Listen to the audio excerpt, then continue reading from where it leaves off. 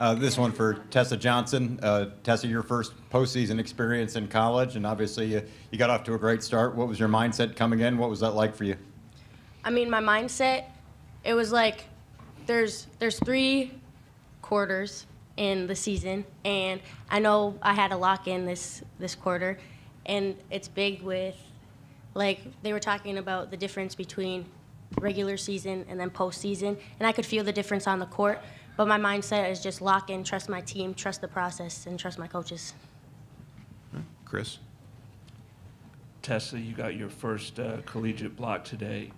How big a play was that? And then Ashlyn, could you weigh in on her block skills? I was just trying to be like Ashlyn Watkins. She okay. Yeah. Pete?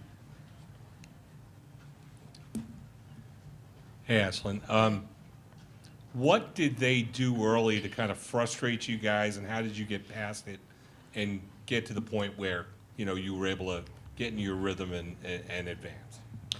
I don't think it was necessarily them frustrating like us. I feel like it was on us. But we just came back. We knew what we had to do. We knew that we had to win this game, and we just came at it like we wanted to win, really. Another one for Pete? Tessa, you had that stretch in the second quarter, I guess, where you helped the team kind of push the lead out. Were you just kind of, I don't know, just ready for that moment? Yeah, I mean, I was just playing the game, and my teammates did what they had to do, and the ball found me, and I just shot it. Here in the front? Tessa, I think you guys had 10 turnovers in that first quarter, but then we were able to cut out the turnovers in the last 3 quarters. What did you guys do on offense to kind of clean things up and be able to convert on those possessions? We were trying to go back to how we played in regular season, and I mean, we were just playing basketball. It wasn't the greatest basketball, but we were finding our teammates and trying. I know they were denying the wings, but we had to adjust to it. Any other questions for the student athletes? All right, ladies, you can be dismissed back to the locker room. Thank you.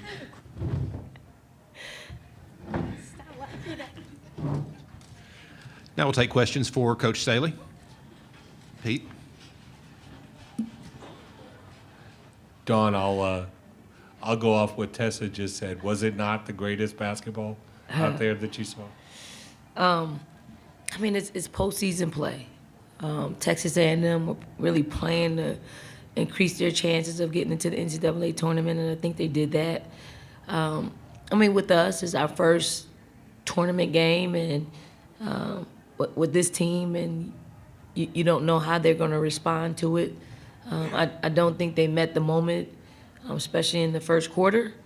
And then slowly we started playing the way we needed to play, and then Texas A&M started just forcing us to do things that we didn't want to do. So yes, they had a lot to do with it, but we also had a lot to do with self-inflicted wounds. So hopefully we knock the rust off. We can get back to some better basketball. Chris? You mentioned not knowing how some of the young players would respond. Were you surprised that Tessa came in as poised and confident as she did? No. I mean, Tessa's solid. Like, she's very predictable. She can score the ball. I mean, she scored a lot of points in high school, and sometimes you don't think that transfers over, but with her it does. I mean, she's a floor spacer. She can get to the rim. She's got a nice pull up. Like she can score in 3 levels, and she does a good job of keeping the defense off balance because they really don't know what she's doing. Her head is up. She looks like she's going to pass it a lot, but she finds a way to stop on the dime, to pull up.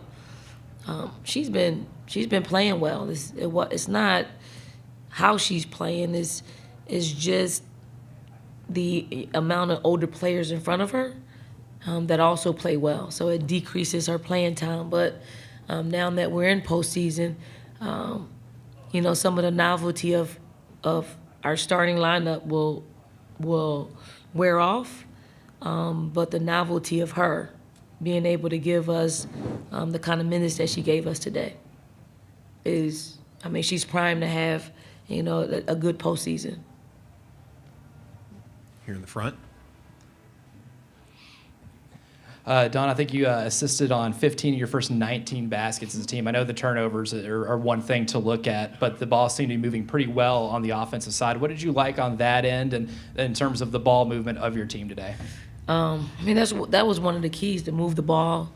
I mean, you know, granted, we did assist on 20 of our 29 baskets. We just couldn't get enough of that, you know, because the turnovers got in the way. But I like that about our team. That is something that we've been working on and we made our team aware of throughout the season. So I was happy for them. I did tell them that at the end of the game. But I mean, the 24 turnovers are a killer. I mean, it didn't, you know, it didn't shoot us in the foot as bad as it could. But I will say, if we play like this in the semifinals, that'll be our last game here in Greenville. Pete? Yeah, Don, kind of sort of off that as well. Is there, I mean, this is such a unique format, such quick turnaround. Is there a lot or anything you can do, or do you just have to have them rely on what they've done most of the regular season?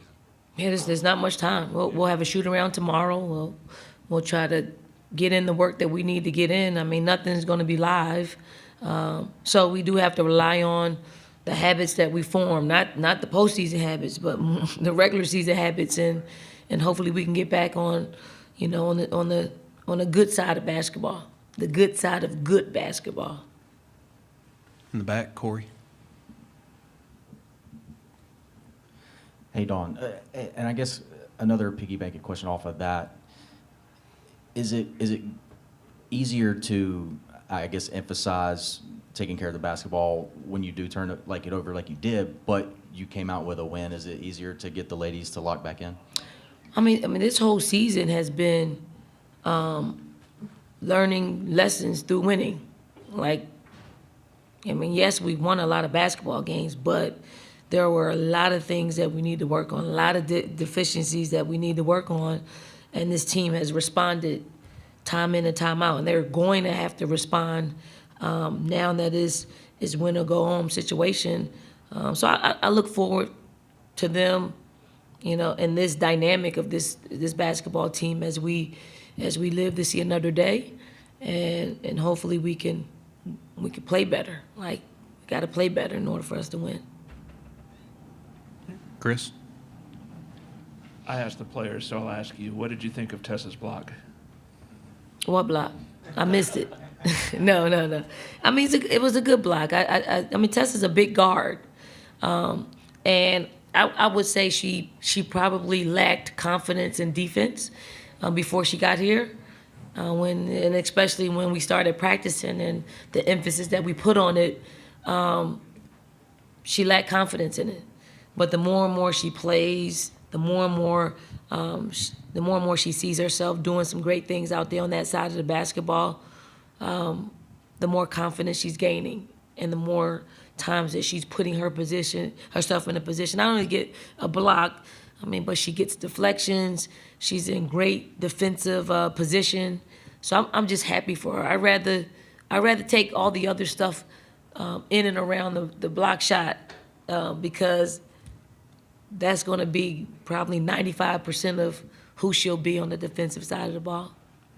Take a couple more. We'll start in the back. Don, you talked yesterday or a couple days ago about the tournament being here in Greenville, and just as someone who advocates so strongly for this game continuing to grow, every time you come to Greenville and see this tournament continuing to grow, how rewarding is that for you? It's great. I mean, you know, the people in this building are, you know, super kind and hospitable. I do think this is an attractive city for fans. I do think it's advantageous to us because we're just right up the street. There's no doubt about that. But we also we draw a large crowd, and I've been in buildings in which there's not a whole lot on the first day or the second day. I mean, the quarterfinals were great today, and I think they're gonna be great throughout the entire day. And then I think the semifinals are gonna be more than today, and then the finals will be more than, tomorrow. So I think it's great. Our tournament is growing from an attendance standpoint. I think I saw the curtains up yesterday. The curtains were gone today. And I think that's the growth. You can see that just in that instance. And then, now that we're in the semifinals, you'll see even more people fill the arena for us and against us. And I think that's a great appearance for our game and our tournament. We'll take one more. Pete? Dawn, kind of a question on freshmen. There are a whole bunch of amazing freshmen in this game right now. Joni thought it was because there are more eyes on the game, so we're seeing, but you've got a couple of them too. People talk about Malaysia, but it seems like Tessa, she has a really strong basketball IQ and is so steady, a steadying force for you guys out there that, freshmen usually aren't that way.